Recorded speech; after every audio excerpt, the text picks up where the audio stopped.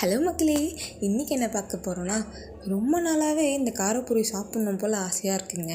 கரெக்டாக எங்கள் வீட்டுக்கிட்ட ஒரு 6 மணிலேருந்து 6:15க்குள்ளே இந்த வண்டி கிராஸ் ஆகிடுவாங்க. போகும்போதெல்லாம் காரப்பொரி 20 ரூபா 20 ரூபா அந்த மாதிரி ஒரு சவுண்டோடு இந்த வண்டி போகுங்க. நானும் வெளியே போய் அந்த வண்டியை கூப்பிடணும்னு நினைக்கிறதுக்குள்ளே அந்த வண்டி போயிடுவாங்க. எங்கள் வீட்டிலேருந்து ரோடு கொஞ்சம் தள்ளி இருக்கிறதுனால நான் கூப்பிட்றதுக்குள்ளே அவங்க போயிடுவாங்க.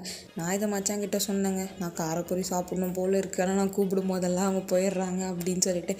அவங்களுமே 2 நாளாக பார்த்துட்டு இருந்தாங்கங்க. சேம் நான் பண்ணுறதே தாங்க அவங்களுக்கும் நடக்குது. ஆனால் இன்றைக்கி பார்த்திங்கன்னா நைட்டு டைம் வந்து 9:15ங்க. நான் இப்போ தான் நைட்டு சாப்பிட்டு முடிச்சுட்டு உட்காந்துட்ருக்கேன்.